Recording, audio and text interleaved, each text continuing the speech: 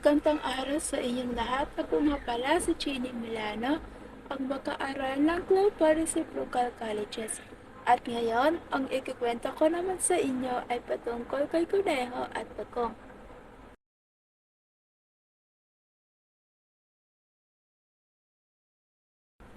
Isang hapon, habang masayang namamasyal si Bagong, ay nakasalubong niya si Kuneho. Palibhasa'y bagay maglagat si Bagong, pangising-ising sinabi ni Kuneho kay Bagong. Hoy Bagong, pagkaikli-ikli naman ang paa mo. Kapag mo din maglagat, wala kang mararating, sabi ni Kuneho kay Bagong. Labis na insulto ang Bagong sa sinabi ng Kuneho. Pero, hindi nga ipilahalata na siya ay nagtatamdam. Ang patunayan na may pagmamalaki din naman ay sinagot niya ang mayabang na Kuneho. Kung gusto mong subukin ang aking kakayahan, bakit hindi natin daanin sa paligsahan? Maaaring mabagal nga ako lagat pero nasisigurado kong matatalo kita sa palakasan. Ngunit lalo naman tumawa si Kuneho. Bigla ka ata, Bagong, pagka mapahiya ka lamang, sabi ni Kuneho kay Bagong. Pero sige, pagbibigyan kita. Anong paligsahan pang nais mo? Ang tanong ni Kuneho kay Bagong.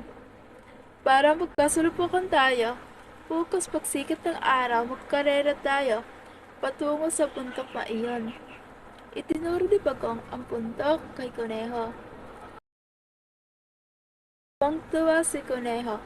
Sa hamon ni Bagong, nagsisigurado siya na bakal si Bagong, kaya tiyak na matatalo daw si Bagong. Bukas naman sa puntok, maagang-maaga tumating si Kuneho at si Bagong. Bagong, hindi pa huli ang lahat. Pagbibigyan pa kita ng pagkakataon para isalpa ang sarili mo sa kahihiyan. Ang pagmamalaki ni Kuneho sa kanyang sarili. Ito lang, ang masasabi ko, maaaring mabilis ka kun, sabalit, malakas naman ang aking resistensya.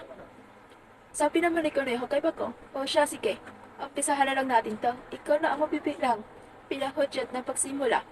Baka sakaling kahit kunti, magkaroon ka ng siya malala.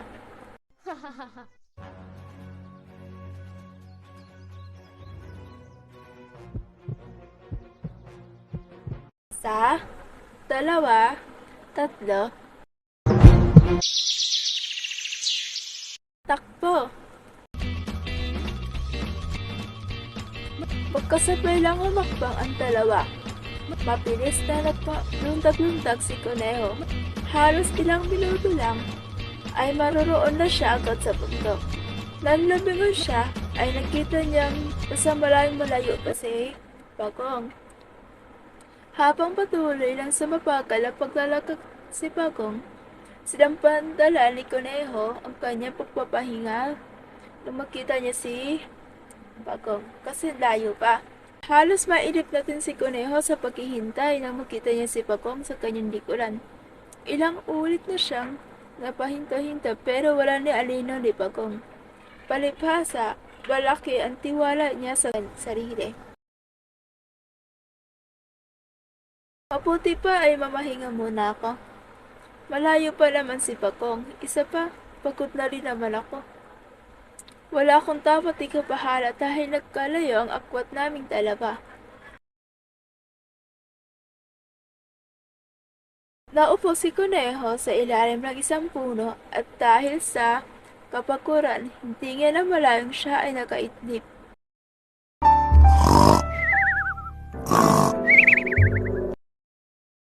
Kahit nasabihing mabagal umusat, sikapan ni Bagong na ibigay ang lahat ng lakas upang unti-unti magkabalik sa puntok na natatanaw nila ang dalawa.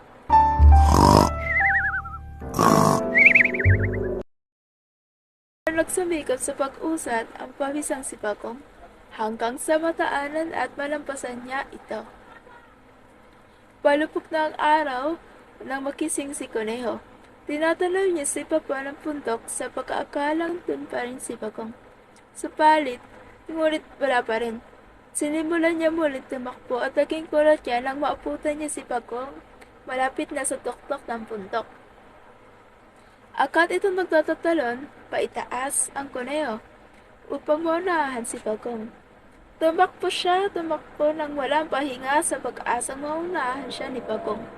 Ngunit, huli na ang lahat sapagkat narating na ng masikap na Bagong ang tuktok ng bundok. Tuwang-tuwa si Bagong at hindi siya makapalikwala na siya ang nanalo. Sa kabilang dako, si Kuneho naman ay hiyang-hiya sa pangyayari.